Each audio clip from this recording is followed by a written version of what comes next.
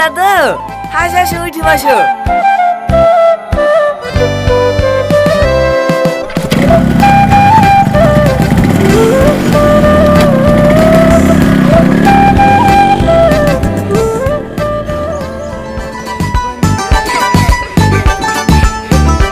ও দাদু, আমাকে বিয়ে করবা?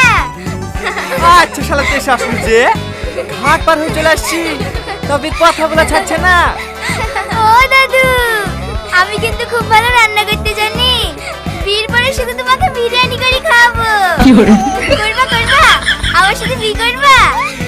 আচ্ছা তাহলে পূর্ণ যে এই তুই বকিস নি তো, তোর কথা শুনে দাদু রেগে যাইছে। দাদা আমাকে বিয়ে করবে, তাই না দাদু?